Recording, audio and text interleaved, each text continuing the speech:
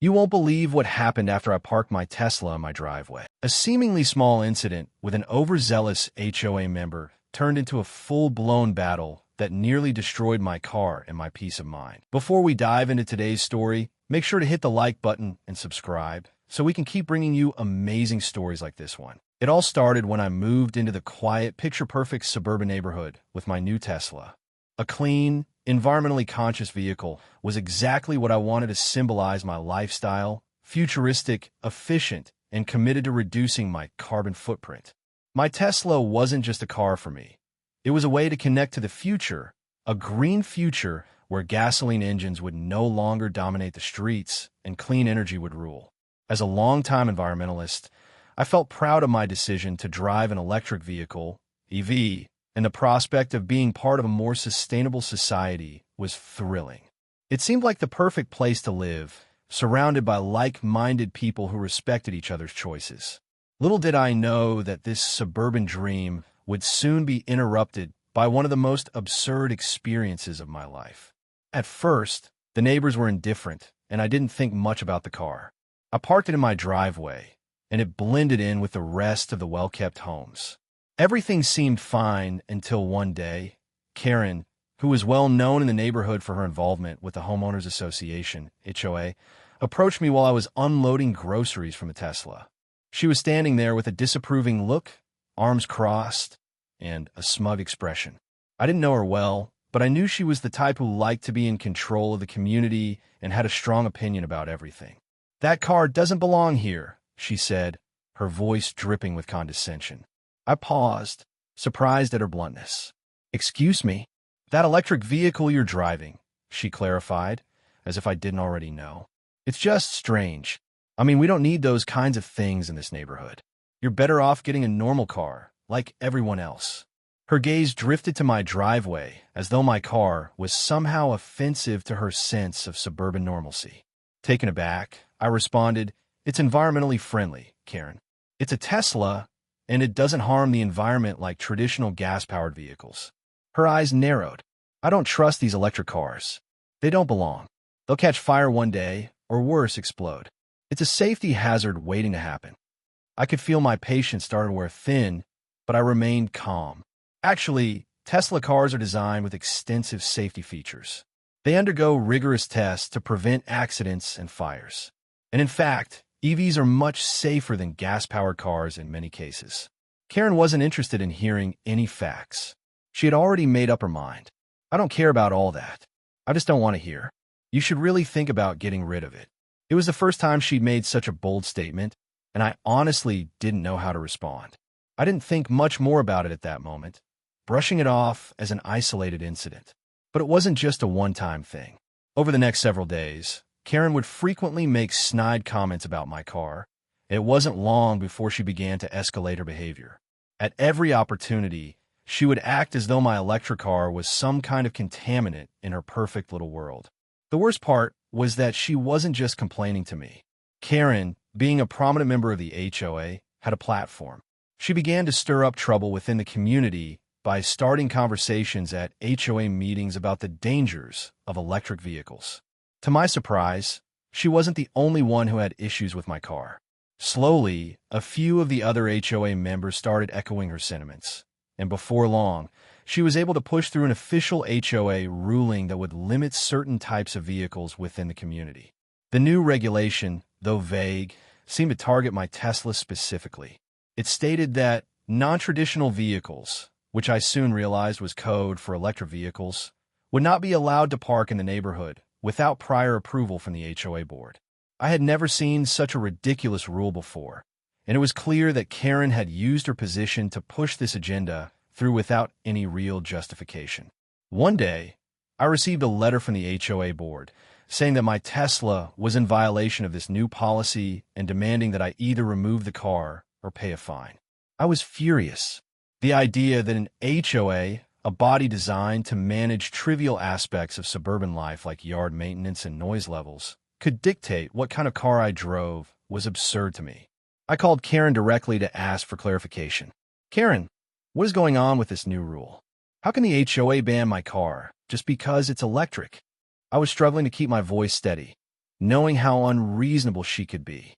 "Oh, it's not a ban," Karen said with that same smug tone. "It's a rule for the safety of everyone. We don't want our community becoming a haven for dangerous cars." She seemed to delight in saying that, as though she was somehow saving us all from impending doom. You know, these cars just aren't safe. They can burst into flames without warning. Have you seen the news about those electric cars blowing up? It's only a matter of time before yours does. Her words were a blatant misrepresentation of reality, but I wasn't going to let her win this easily. I gathered my information, facts about the safety of EVs, statistics on their fire safety, and data that showed electric vehicles had fewer fire incidents than gas-powered vehicles, and decided to attend the next HOA meeting. I knew it was going to be a battle, but I couldn't let this woman dictate what I drove. At the meeting, Karen launched into a tirade, warning the others about the dangers of EVs and claiming that the community could be sued if anything went wrong with one of these time bombs. The room was mostly silent, with a few members nodding along, unsure of what to think. I stood up, trying to keep my cool, and presented my case. I told them about the safety measures in place, how Tesla had repeatedly shown their commitment to vehicle safety, and how EVs were not only safe, but the future of transportation. But Karen wasn't backing down. She interrupted me, raising her voice. "What's next? Are you going to bring a self-driving car into this community too? We don't need your futuristic nonsense here. We have standards, and your car doesn't meet them." I was stunned by her narrow-mindedness. I'd known Karen was stubborn, but I didn't expect her to be so openly hostile to change. After several more rounds of argument and rebuttal, the board members voted. The result was not what I had hoped for. They sided with Karen, making it clear that the new policy would stay in effect. My Tesla would need to be parked elsewhere. This wasn't just about a car. It was about control, about someone using their position of power to enforce their personal beliefs and push out anything they didn't understand or agree with. And Karen had won this round.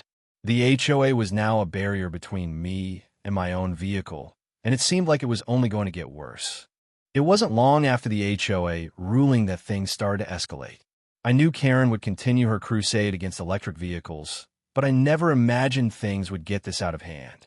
At first, I thought I could simply comply with the HOA's ridiculous rule by parking my Tesla on the street or even taking to a nearby parking garage. But no matter where I parked it, Karen always seemed to find a way to make my life difficult. There was no escaping her obsessive need to control every detail of the neighborhood. Every morning, I would see her walking around the block, her eyes scanning for anything out of place, anything that didn't fit her narrow vision of how the neighborhood should look. It felt like I was living under constant surveillance. Then one fateful evening, something happened that I never could have prepared for. I had just returned home from work and parked my Tesla in the driveway. It had been a long, exhausting day, but as soon as I got home, I felt a strange sense of relief. My car was safely parked, I had a hot meal waiting for me, and I could unwind for a bit before heading to bed. The evening had been peaceful, at least for the moment. But as I entered my house and sat down to eat, I noticed a faint smell in the air, something I couldn't quite place. It was almost like burnt rubber or plastic. I dismissed it at first, thinking it was just the smell of a neighbor's barbecue or something from the street, but something gnawed at me. I decided to go outside and check on my Tesla. As I opened the front door, I froze in my tracks.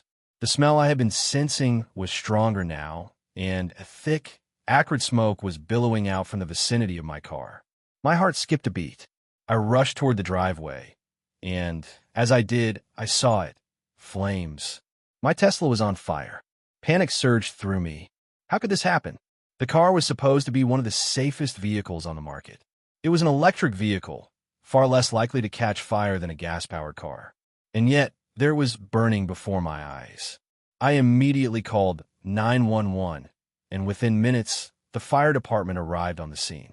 They were quick to take control of the situation, spraying foam and water to douse the flames. As they worked, I stood there in shock, my mind racing. The fire department chief came over me once the fire was under control. His expression was grim. "We got under control, but it's not good. This kind of fire is different from the usual car fires we deal with. The battery pack appears to be what caused the ignition." The battery. That was the one part of the car that Karen had repeatedly warned me about, the part that could supposedly explode without warning. And yet, here I was, witnessing it firsthand. I felt a mix of disbelief and frustration. I had been right all along. Tesla had an impeccable safety record, and here was this isolated incident where a freak malfunction had led to a fire. It wasn't something I could have predicted, nor something I could have prevented. But the worst part of it all was knowing that Karen would now have all the ammunition she needed to further her crusade against EVs. When the fire department had left, I was left with the aftermath: a destroyed vehicle, a driveway covered in soot, and an overwhelming sense of injustice. I immediately called my insurance company to report the fire, and they sent an investigator to assess the damage. I was still in shock. I had no idea how or why the fire had started, but I had a sinking feeling that this was going to be used against me. Sure enough, the next day, Karen was the first person to show up at my door. She knocked loudly, almost aggressively, and when I opened the door, she wasted no time. "I told you so," she said with a smirk that sent a chill down my spine. "I told you that car was dangerous. I knew it would catch fire sooner or later. Honestly, I'm just surprised it didn't happen sooner." I was furious. How could she be so callous, so heartless? "Karen," I snapped, "you have no idea what happened. This wasn't something I could have prevented. It's a freak accident, and it doesn't mean all EVs are dangerous." But Karen wasn't listening. She had a point to make, and nothing was going to change her mind. "It's the battery, right?" she continued, her voice dripping with smug satisfaction. "That's what they always say. The batteries are faulty, and they can't be trusted. You should have known better than to drive around with a ticking time bomb." Her words were like daggers. I could feel my hands trembling with rage. "I've never had a problem with my car before, Karen. This was an isolated incident, and you're using it to push your own agenda. You don't care about the facts. You care about control, and now you've got it." She only shrugged, unaffected by my outburst. "I'm just looking out for the neighborhood. These cars are a danger, and I'm glad to see that the truth is finally coming to light." I had to walk away from her at that point. I knew there was no reasoning with someone who was so determined to be right, no matter the cost. As I closed the door, I could hear her muttering something about how the HOA would be happy to know about the fire. I couldn't believe what I was hearing. It wasn't just a car fire.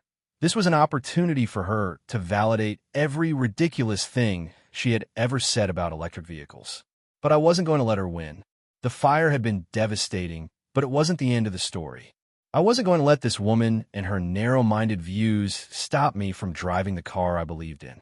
If anything, this incident only fueled my determination to fight back. Over the next few weeks, I worked closely with my insurance company, Tesla, and the fire department to determine the cause of the fire. It turned out that the fire had been caused by a rare malfunction in the car's battery, which had led to an internal short circuit. Thankfully, Tesla was quick to step in and offer support, and they assured me that they would work to address the issue. As I went through the process of filing claims and getting the car repaired, I realized that the fire, though unfortunate, wasn't going to define me or my car. I wasn't going to let Karen's vindication be the final word on EVs. The aftermath of the fire was a whirlwind of insurance claims, phone calls with Tesla support, and countless hours spent dealing with the damage. Thankfully, the fire had been contained relatively quickly, and no one was hurt. But the emotional toll it took on me was more profound than I could have imagined. What had started as a small, almost humorous nuisance with Karen had now spiraled into something much larger. An attack on my personal choice, on my freedom to make decisions based on what I believed was best for me and the environment. It wasn't just about a car anymore. It was about standing up for what I believed in, even if it meant going head-to-head with the powerful Karen and her influence in the HOA. It didn't take long before Karen started to gloat. Everywhere I went, it seemed like she was there, lurking in the background like some sort of self-appointed guardian of suburban order. Every encounter was another reminder of her smug satisfaction with the fire. One afternoon, while I was standing in my front yard, I saw her walking down the street with her usual disapproving gaze, and she wasted no time in approaching me. "Not so smug now, are we?" she asked, a slight smirk playing at the corners of her lips. "Told you those electric cars would cause problems. And here you are, dealing with the consequences."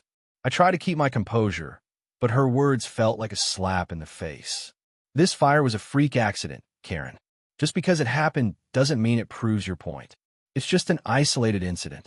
It could have happened with any car. She scoffed, as though the truth of what I was saying had no effect on her. It's just a matter of time before you see more of them happening. You're just too stubborn to admit it. I didn't have the energy for her.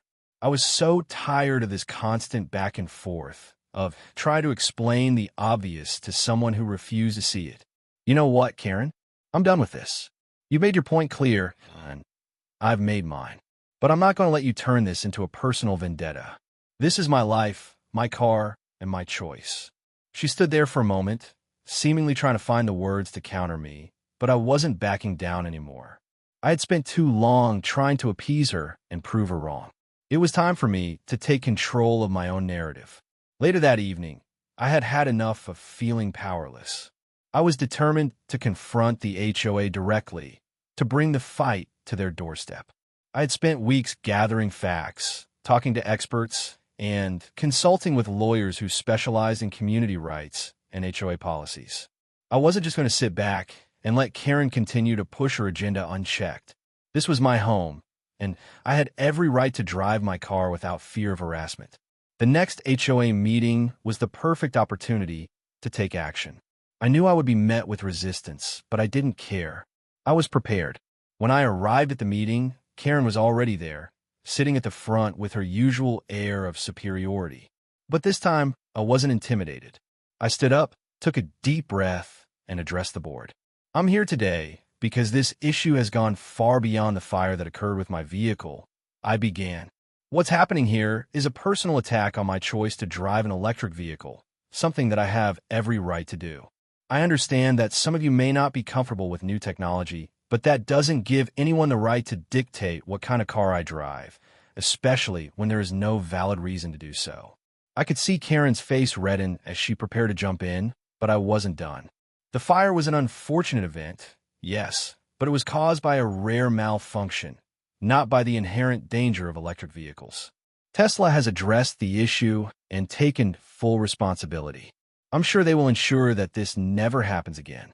But this isn't about safety. This is about control, about pushing your own narrow views onto others who are just trying to live their lives. And I'm here to tell you that I will not stand for it. The room was quiet as I spoke. I could feel the eyes of the other HOA members on me. Some seemed genuinely unsure of where they stood, while others appeared to be in agreement with Karen. But the truth was on my side, and I wasn't going to let the situation remain clouded by baseless fear-mongering. Karen's attempt to interrupt was cut off by one of the other board members. Karen, we've heard your perspective, but we need to let the homeowner finish. For the first time in the entire ordeal, I felt like I wasn't being dismissed. I continued, I'm asking for the HOA to reconsider its stance on electric vehicles.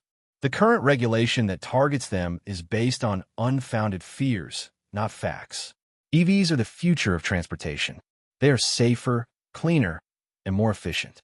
If we're truly looking to make this community better, we should be encouraging innovation, not stifling it. The tension in the room was palpable, and Karen's face was a mixture of disbelief and anger. She looked like she might explode, but she remained silent. For the first time, I felt like I was finally being heard. After what felt like an eternity, the HOA members discussed the issue. There was a lot of back and forth, but the board ultimately decided that they needed to update the policy. The regulation would no longer single out electric vehicles, and the safety concerns would be addressed more reasonably, with an emphasis on evidence-based policies. The victory wasn't complete, but it was a significant step in the right direction. When the meeting adjourned, Karen stormed out, visibly furious. But I felt a sense of relief and accomplishment. I had stood up for myself, for my rights, and for the values that mattered to me. And even though Karen would never stop being Karen, I had made it clear that her narrow view of the world wasn't going to hold me back. In the weeks that followed, I was able to park my Tesla in my driveway again without fear of harassment or ridicule. While Karen would continue to make her disapproving comments, the HOA's decision was a huge weight off my shoulders. It was a victory not just for me, but for anyone who believed that change should be embraced, not feared. I had learned that sometimes You have to confront the powers that be, speak your truth, and stand firm, even when it feels like the world is against you.